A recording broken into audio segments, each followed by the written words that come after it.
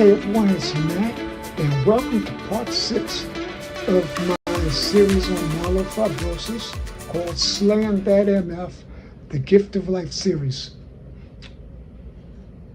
So, I usually try to be upbeat, always give a positive message, give positive updates, and I'll always try to stick to that. But I also want those of you who do not live with MF, I want y'all to understand that life is not always apple pie and blue skies, no matter what our sunny disposition may suggest. It's tough. It's really tough. And there are things that can be very frustrating.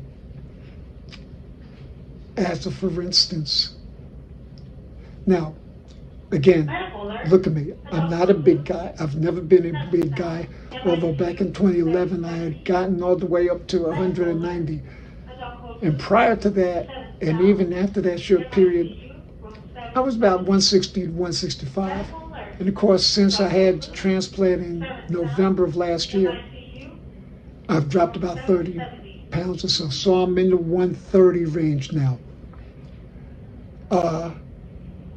So naturally, all I hear these days from the doctor, from my girlfriend, from other loved ones, I hear about how I have to eat. What did you eat today? How much did you eat today? You gotta eat, so forth, so on. And everybody's coming from a good place, but not everybody understands that sometimes it's hard to eat. Immediately after the transplant, for sure, it's hard to eat. They try and force you to eat. I shouldn't say force. When you're in the hospital, they encourage you. They want you to eat. They also want you to drink these Ensures or Boost, and I've hated those ever since I tried the first one. I did find the Boost that I like, though, so I'm drinking that daily. But anyway, it's just not that easy sometimes to eat a ton of food. And so I want people to understand that something, okay, I'm going to assume, based on some of the statistics that are reported publicly, I'm going to assume that a good portion of those of you viewing this, you might be a little bit overweight. And so imagine, if you will, people who are telling you about how you're overweight, you need to lose weight, and so forth and so on. When you're going to diet, all sorts of things like that. And you become a bit sensitive to it, understandably so. Well, I can't speak for everyone who's in my situation, but I'm not going to lie, I get a little bit sensitive to the whole weight thing. I don't want to hear about how I got to put on weight. I know what I got to do. But again, people are coming from a loving place, and I know I have to do better in receiving it. But I want you all to know, those of you who don't live with this disease, it's not easy. It's not easy. I promise I will try to eat more. In fact, I'm hungry right now, so when this is over with, I'll get to it. So what am I talking about when I say when this is over with? I'm wired up. I'm at the bone marrow transplant clinic right now, and they're giving me platelets. I had a low platelet count this morning. I wasn't expecting that. And so they've kept me to give me more platelets. And so here I sit. So one of the frustrating things that happened today, I got here for an 8:30 appointment. Took them an hour to even bring me, bring me back here, do the vitals and so forth. And then After that, of course, you accept it. There's going to be this waiting period because it takes about an hour or so before they get lab results back. I get all of that. But nobody ever came to me, gave me an update. And finally, around 12:30, that's when I said, hey, what's going on? And so they went and checked, and they come back and they said, oh, well, we have your lab results are in. We have to keep your platelets. Wait a minute. I've been here since 8:30. Y'all got me about 9:30. So you figure 10:45, 11 at the latest. And it was after 12:30 when I find this out. So of course I'm not happy because I thought today was going to be a pretty short day. Come get labs, see the nurse, adios. But that's not the case. And so I'm here, and most of the day is going to be shot by the time I get out of here, which will be around 2:30, somewhere around there.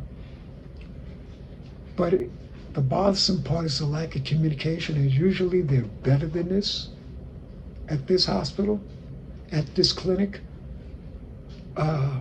So I don't like that too tough. I'm a strong believer in communication. But anyway, that's that. Otherwise, overall, I'm feeling okay. But I do want to share with you my last visit, which was last Thursday. So, a doctor who's not my doctor, but works very closely with him, she comes in and she's explaining to me, okay, so when you have a bone marrow transplant, again, understand, chemo kills your cells, and then the transplant gives you the donor cells or bone marrow. But meanwhile, you're still building up bone marrow too, because when this first happens, you have no cells.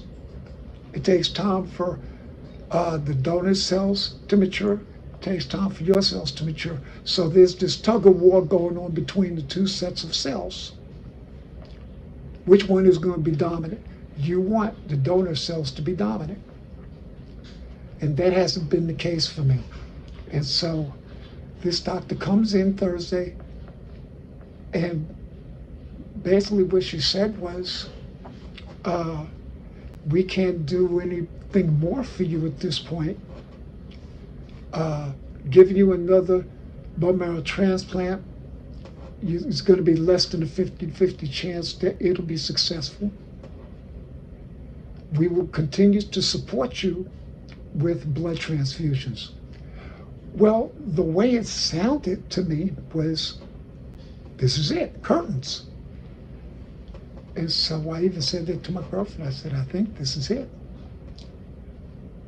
But meanwhile, Dr. Zongi comes in, and he painted a little bit better picture.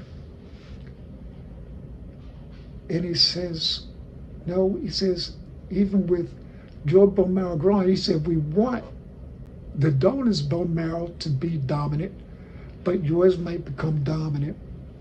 He says, this other doctor has a patient similar to me. The donor's bone marrow was not dominant. It never matured. But his bone marrow, his blood cells, did mature.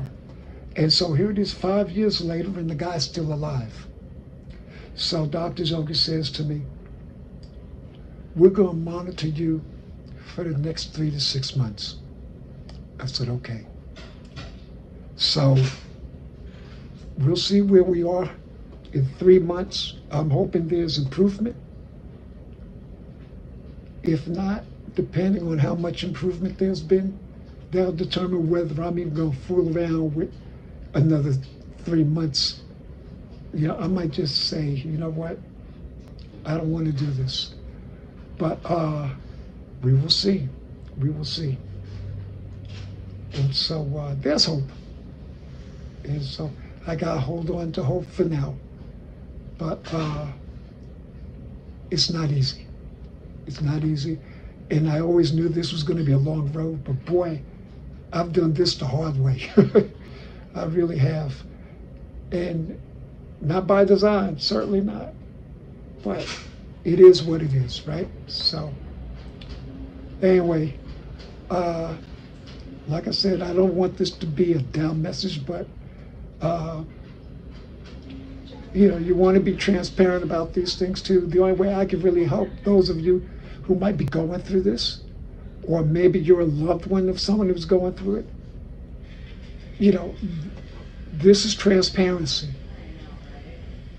And don't get me wrong, because I feel good, I feel fine. The good news is my most recent lab results do show that my blood cells do not have myelofibrosis in them. So that's a plus. So if my marrow dominates and I'm continuing to build my own blood cells and there's no myelofibrosis, that's fine. That'll be fine. So in spite of everything, there is hope. So I'm going to hang my head on that. And that's really it. So I hope you got something out of this video. Glad you got to the end. Please like and subscribe if you're listening and viewing on YouTube. If you're checking this out on Facebook, please also like. All right? And I hope to see you back here again real soon. Be blessed. Do something nice to somebody.